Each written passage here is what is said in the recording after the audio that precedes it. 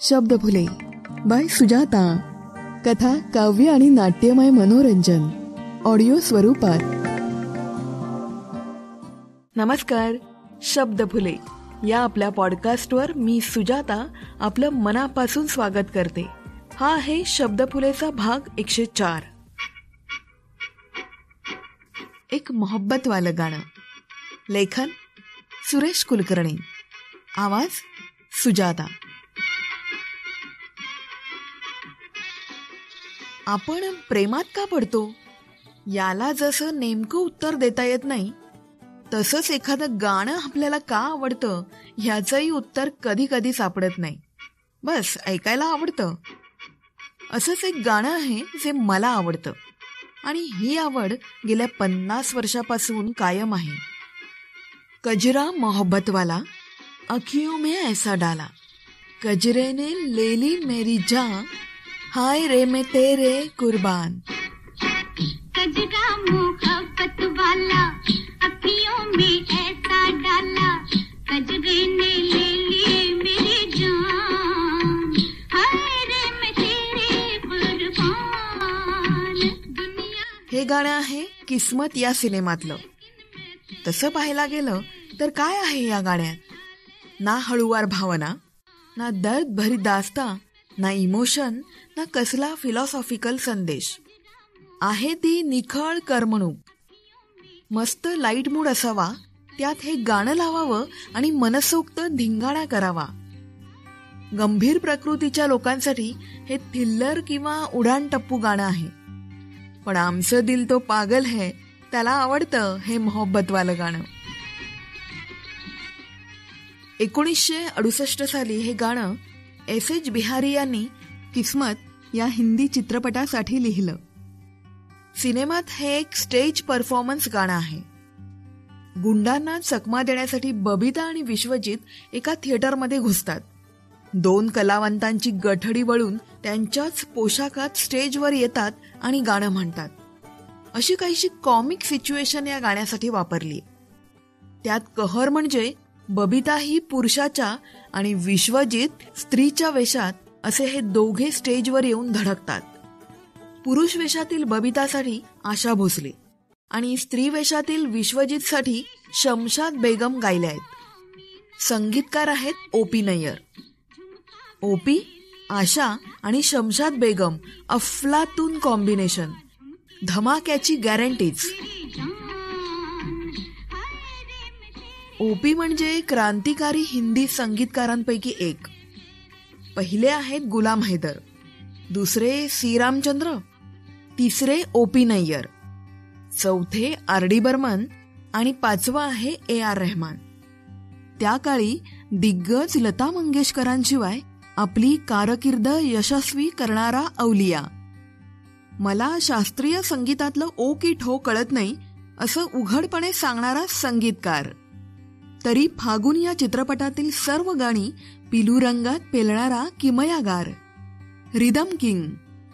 Hindi cinema संगीताचा अनभिषिक्त ठेकेदार. या बंडखोर माणसासाठी स्वतंत्र लिखाण करावं लागेल. त्याच्या संगीतातलं हे ठुमकेदार गाणं, अर्थात मनाबरोबर पायालाही नाचवणारं. बिहारींच्या शब्दांना आणि O.P.च्या चालीला आवाजाच्या गोफणीतून रसिकांना घायाळ करणारा मारा केलाय आशा भोसले आणि शमशाद बेगम यांनी. आशा भोसले आणि O.P. नय्यर अनोखं मिश्रण. आशा भोसले O.P. साठी भरपूर गायले आहेत. भरपूर म्हणजे किती? तब्बल 165 सोलो आणि 184 डुएट. O.P.च्या गाण्याला काय हवं हे त्यांना सांगायची गरज नसायची. त्याचा या गाण्यात प्रत्यय येतोच.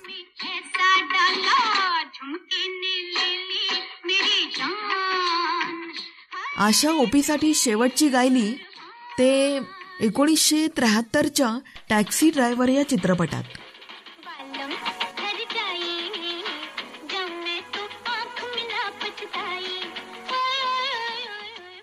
या गाण्याची दुसरी गायिका आहे शमशाद बेगम.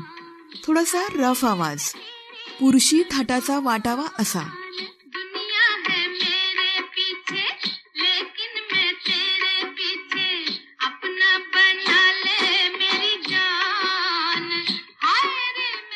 या गाण्यात विश्वजितला तो अगदी फिट बसलाय.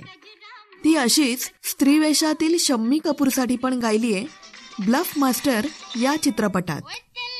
ओपींना जसं गाण्यातलं काही कळत नव्हतं तसंच शमशाद बेगमला पण गाण्याचं रीतसर शिक्षण नव्हतं.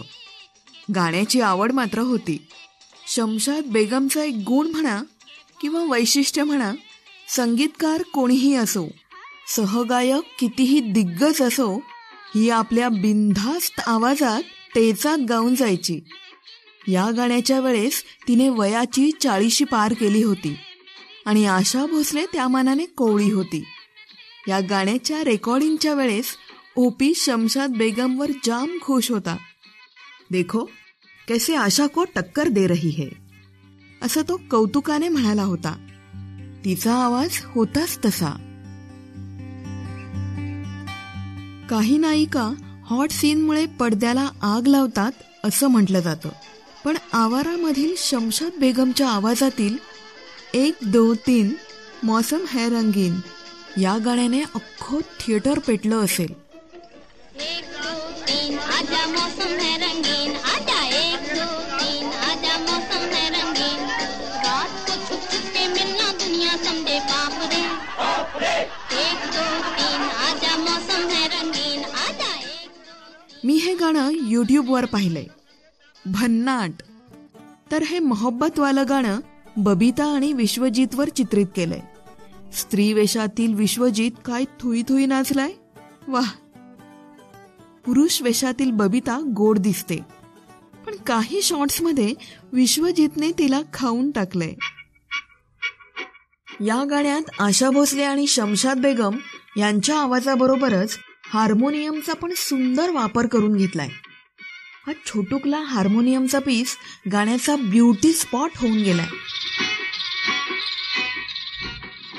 2011 सालचा तनू वेड्स मनू हा चित्रपट तुम्ही पाहिलाय का? या चित्रपटात हे गाणं उचललंय. एका गोष्टीचं मला समाधान वाटतं की हे गाणं जसंच्या तसं उचललंय, त्याचं अभद्र रिमिक्स केलेलं नाहीये. 43 वर्षानंतरही या गाण्यातली लय आणि गोडवा कालबाह्य वाटत नाही. पूर्वी इतकाच तो टवटवीत आहे. या तनू वेड्स मनू या चित्रपटातल्या गाण्याचंही एक वैशिष्ट्य आहे. कंगनाचा अफलातून परफॉर्मन्स. काय एनर्जी लावून वेड्यासारखी नाचली आहे ती, झकास.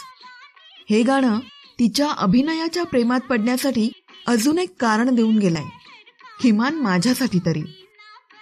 मग पाहणार नाही गाणं की फक्त ऐकणार? तसं दोन्हीतही करमणूक आहे एवढं मात्र नक्की. चित्रपटाचं नाव किस्मत, 1968. गीतरचना S.H. बिहारी, संगीत O.P. नय्यर, गायकी आशा भोसले आणि शमशाद बेगम. एक मोहब्बतवालं गाणं. लेखन सुरेश कुलकर्णी, आवाज सुजाता. या मोहब्बतवाल्या गाण्याचं रसग्रहण कसं वाटलं? गाण्याच्या रसग्रहणाला खूप चांगला रिस्पॉन्स येतो. याआधी देखील ये दिल और उनकी निगाहों के साए हा एपिसोड सुद्धा खूप लोकांना आवडलाय. या गाण्याला भरपूर डाउनलोड्स मिळाले होते आणि प्रचंड रिस्पॉन्स मिळाला होता. मला ईमेल्स आले होते, मेसेजेस आले होते. त्याचप्रकारे आणखी एका विनोदी गाण्याचं रसग्रहण, पडोसन एक चतुरनार, या एपिसोडलाही खूप चांगला रिस्पॉन्स आहे. गेल्या 6 महिन्यात सगळ्यात जास्त ऐकलेला हा एपिसोड आहे. संगीत आणि कॉमेडी हे लोकांना फार आवडतं हे दिसून येतंय. तर या मोहब्बतवाल्या गाण्यालाही तुम्हीही तितकीच मोहब्बत द्याल अशी आशा करते. गेल्या काही दिवसांपासून शब्दफुले पॉडकास्ट संपूर्ण भारतात 8व्या क्रमांकावर झळकलाय. हे शक्य झालंय केवळ आपल्या प्रेमामुळे. त्याचप्रकारे गेले काही दिवस पोर्तुगाल या देशातही शब्दफुले पॉडकास्ट ऐकला जातोय. पोर्तुगालमधील श्रोते मित्रांचं खूप मनापासून आभार. तुमचं प्रेम आणि तुमचा पाठिंबा असाच मिळत राहो हीच मनापासून प्रार्थना. तुमचा अभिप्राय मला जरूर कळवा. स्पॉटिफायवर तुम्ही कमेंट करू शकता, यूट्यूबवर कमेंट करू शकता किंवा माझं इंस्टाग्राम हँडल आहे तिथेही तुम्ही मला DM करू शकता. माझं इंस्टाग्राम पेज आहे सुजाता_शब्दफुले. तुम्ही अशाच प्रकारचे लेख लिहित असाल तर मला जरूर पाठवा. शब्दफुलेवर मी सादर करेन. तुम्हाला जर माझ्या आवाजातील कथा आवडत असतील तर शब्दफुले पॉडकास्ट विविध प्रकारच्या म्युझिक ॲप्सवर, पॉडकास्ट ॲप्सवर उपलब्ध आहे. तिथे मला फॉलो करा आणि स्टार रेटिंग्स देऊन मला प्रोत्साहन द्या. या कथा तुमच्या मित्रमैत्रिणींना, आप्तेष्टांना, नातेवाईकांना, जे मराठी कथांवर प्रेम करतात अशा रसिक श्रोत्यांना जरूर शेअर करा. तुमचा अभिप्राय आणि तुमची फरमाईश, तुम्हाला कोणता एखादा विषय हवा असेल तर ते जाणून घ्यायला मला खूप आवडेल. ते तुम्ही मला इथे कळवू शकता किंवा माझं शब्दफुले फेसबुक पेज आहे तिथे. यूट्यूब, इंस्टाग्राम, फेसबुक आणि ईमेल ID मी खाली डिस्क्रिप्शन बॉक्समध्ये दिला आहे. तर या मोहब्बतवाल्या गाण्याबरोबरच मी सुजाता आपला तुर्तास निरोप घेते. पुन्हा भेटू लवकरच एका नव्या कथेसह. Stay blessed, stay blessed. Thank you.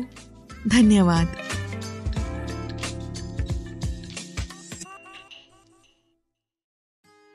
मंडळी, झोपेत आपण कोणती स्वप्न पाहावीत हे आपल्या हातात नसतं, पण जागृतावस्थेत घडणाऱ्या घटनांवर तरी नियंत्रण असतं का आपलं? मग रोज बदलत जाणारं आपलं आयुष्य तरी नियंत्रणात ठेवण्याचा अट्टाहास का करावा? जीवनरूपी डायरीची पानं उलटली की कुठल्या तरी एका पानावर आपलीच अपरिचित अशी प्रतिमा दिसते. त्या प्रतिमेला ओळख दाखवावी की न दाखवता पुढे जावं? जाणून घेऊया शब्दफुलेच्या 54व्या भागात सवारलू या कथेतून.